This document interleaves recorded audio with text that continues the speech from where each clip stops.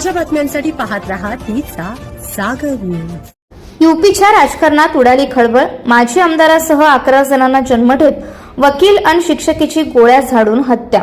उत्तर प्रदेशमधील औरिया जिल्ह्यात 15 मार्च 2020 रोजी प्रसिद्ध वकील मंजुल चौबे आणि त्यांची चुलत बहीण सुधा चौबे यांची दिवसाढवळ्या गोळ्या झाडून हत्या करण्यात आली होती।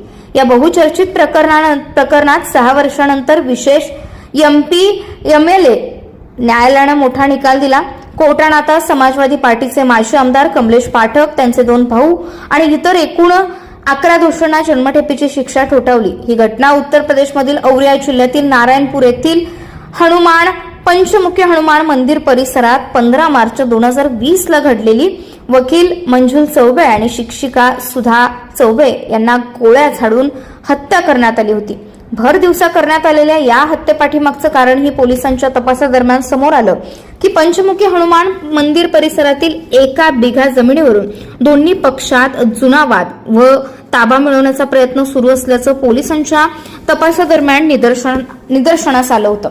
उत्तर प्रदेशच्या राजकारणात खळबळ उडवून दिलेल्या आणि सर्वाधिक काळ चाललेल्या या प्रकरणात विशेष खासदार आमदार न्यायालयाने या दुहेरी हत्याकांड प्रकरणात समाजवादी पार्टीचे माजी आमदार कमलेश पाठक आणि त्यांचे भाऊ संतोष पाठक यांच्यासह 10 जणांना दोषी ठरवले आहे।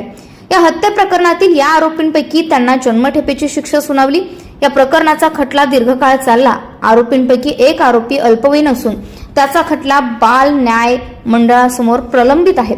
या शिक्षेनंतर जिल्ह्यात एकच खळबळ उडाली आणि अशाच नवनवीन घडामोडी जाणून घेण्यासाठी पाहत रहा तीचा जागर न्यूज। पुढे काय होतंय जाणून घेण्यासाठी पाहत रहा तीचा जागर न्यूज।